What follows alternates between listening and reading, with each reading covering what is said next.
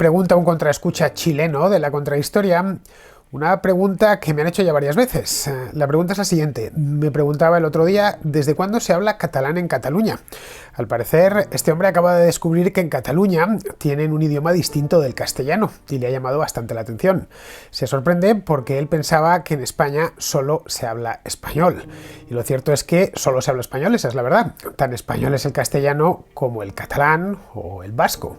De hecho, si nos vamos al número de hablantes, el catalán o el vasco, o si no el número, si al menos el porcentaje. El catalán o el vasco son más españoles que el castellano porque, a fin de cuentas, de cada 100 hispanohablantes que hay en el mundo, solo 8 somos españoles. Los 92 restantes provienen de otros países, de Chile, por ejemplo, de México, de Colombia, de Bolivia, de Argentina, en fin.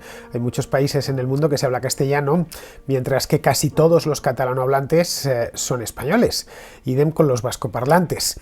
El catalán, aparte de Cataluña, que está en España, se habla también en el diminuto Principado de Andorra, que tiene unos 70.000 habitantes, más o menos. Luego se habla también en un departamento del sur de Francia, el departamento de los Pirineos Orientales, y en la pequeña ciudad sarda del Alguer. En estos dos últimos lugares, en los Pirineos Orientales, lo que antiguamente se llamaba el Rosellón, que le cambiaron el nombre los franceses y le pusieron eso de Pirineos Orientales, y en el Alguer es una ciudad pequeñita que debe de tener unos aproximadamente 50.000 habitantes, más o menos, su uso es minoritario. En España no, en España el catalán es de uso muy común, tanto en Cataluña como en Baleares, y algo más al sur, en Valencia, se habla valenciano, que es muy parecido al catalán. Para ojos poco entrenados, como probablemente sean los de este contraescucha chileno, pues le parecerán algo prácticamente igual a los que, evidentemente a los valencianos, a los catalanes no, y a los que no somos ni valencianos ni catalanes, pero sí somos españoles y estamos acostumbrados a ver las dos lenguas, sí que notamos las diferencias. Bien. No es la primera vez, como os decía, que me hacen esta pregunta, generalmente gente de Hispanoamérica, aunque también me la han hecho algunos españoles, por lo general gente joven. Así que dejo aquí en vídeo la respuesta para poder derivar a este vídeo a futuros curiosos que me vengan con lo mismo. Bien, esta es una pregunta muy fácil de responder, se habla desde la Edad Media. El catalán no es un invento moderno, es tan antiguo como el propio castellano. No toda la Edad Media, lógicamente, durante los primeros siglos, tras la caída de Roma y la descomposición del Imperio Romano, es decir, durante lo que se conoce como Alta Edad Media, en lo que hoy es Cataluña se hablaba latín, bueno, como en el resto de Hispania, como en las Galias, lo que hoy es Francia, y como en Italia. Hacia el siglo IX ya se distinguían algunas variedades en el latín escrito. Luego es de suponer que en el latín hablado, del que no hay registros, porque faltaban aún pues unos 1000 años para que se inventase el fonógrafo, pues en el latín hablado ya sería un latín que quizás sus vecinos no entenderían del todo. La verdad es que lo desconocemos, pero podemos conjeturarlo sin demasiados riesgos. El catalán nació emparentado con el occitano, que es un romance del otro lado de los Pirineos, hoy prácticamente desaparecido. Aún así, aún se habla, muy evolucionado, eso sí, en lugares como el Valle de Arán, que por cierto también está en España, dentro de Cataluña, por cierto, en la provincia de Lérida. Allí se conoce como lengua aranesa o aranés. Bien, aquí como podéis ver tenemos muchas lenguas y de todas, por supuesto, los españoles estamos muy orgullosos. Pero bueno, volviendo con el tema este del catalán, Cataluña siempre fue una tierra de paso, una tierra de tránsito entre la península ibérica y el resto de Europa. No hay más que abrir un atlas o mirar en Google Maps y verlo, que está a mitad de camino entre, qué sé yo, Lisboa o Madrid o Sevilla y otros lugares de Europa, como puede el centro Europa, o para ir a Italia, por ejemplo, hay que pasar necesariamente por Cataluña. Esto es normal, está donde está, y además los principales pasos del Pirineo se encuentran en Cataluña, los Pirineos catalanes. De modo que en la Edad Media no solo se hablaba ese catalán embrionario, en lo que hoy es Cataluña. Durante cientos de años la actual Cataluña estuvo dividida a causa de la invasión musulmana. De la reconquista de Gerona, que está en el norte de Cataluña y se produjo en el año 785, es decir, en el siglo VIII, a la reconquista de Tortosa, en el sur de Cataluña, en la misma desembocadura del río Ebro, que se produjo en el año 1148, como vemos, pasaron pues más de 3 siglos.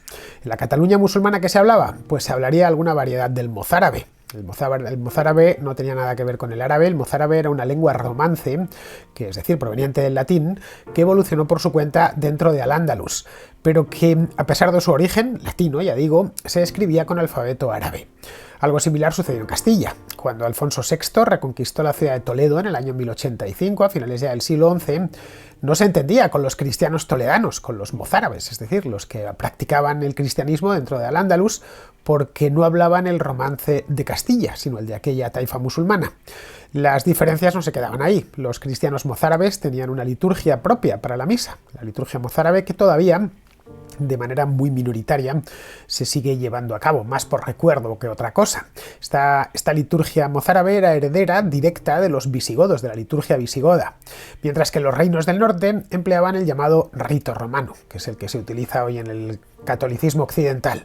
Este rito empezó con muchas transformaciones, lógicamente empezó a extenderse a partir del siglo XI, que fue justo cuando llegaron los castellanos, bueno, concretamente los castellano-leoneses, porque Alfonso VI era rey de ambos reinos en el año 1085.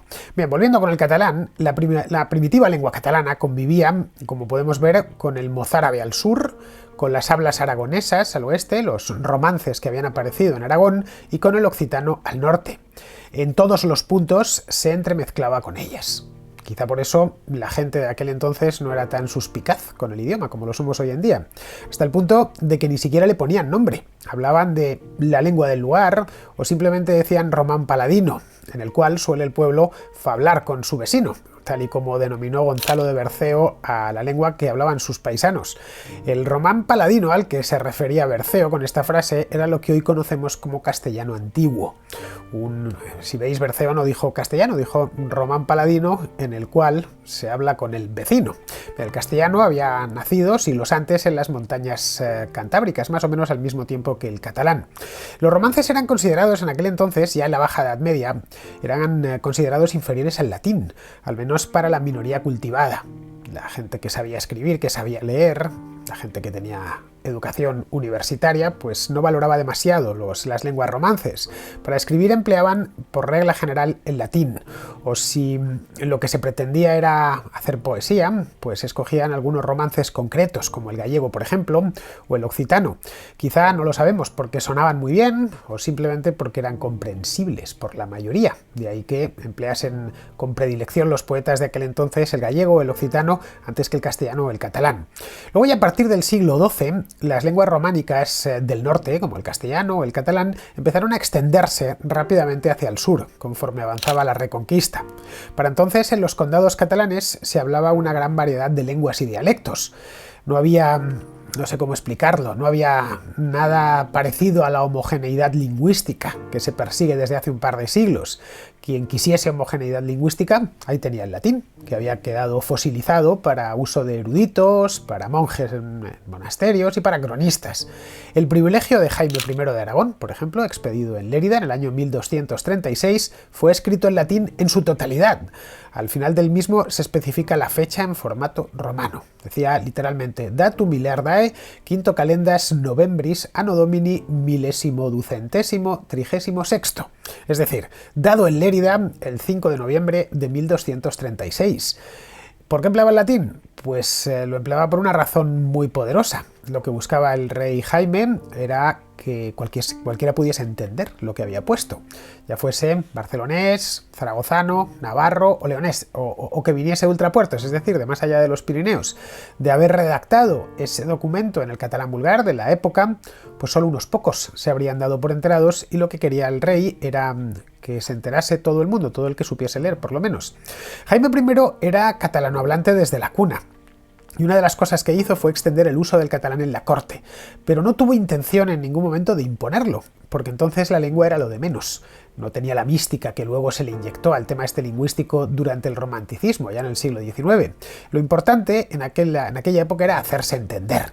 En el archivo de la Corona de Aragón, de los siglos XIII y XIV, por ejemplo, hay legajos oficiales escritos en catalán, en latín, por supuesto, en aragonés, en hebreo y en castellano.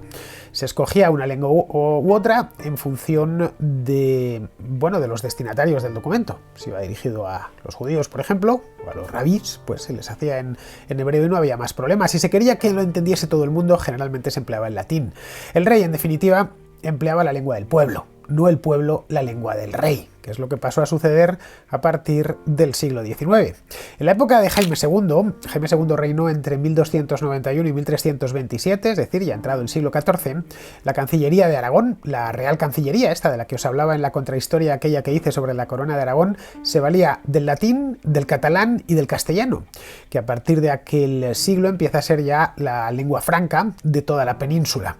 Es en esta época cuando el aragonés y el leonés van poco a poco confluyendo con el castellano hasta fundirse con él.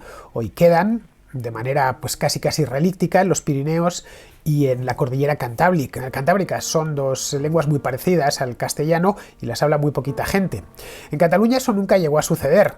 Siempre fue el catalán una lengua muy habitual en la administración y en el comercio. El propio Jaime II, en su correspondencia privada, empleaba un abanico muy variado de lenguas. A su hijo mayor, por ejemplo, le escribía en catalán, al infante Juan le escribía en latín y a las infantas en castellano. Vamos, nada de extrañar, lo propio en un lugar de paso como Cataluña y viniendo de un rey que tenía unos dominios tan amplios desde el punto de vista geográfico, pero también lingüístico, como era el rey de Aragón. Nuestros antepasados, en suma, se complicaron la vida de mil maneras, pero no con el idioma. Eso es un pecado moderno.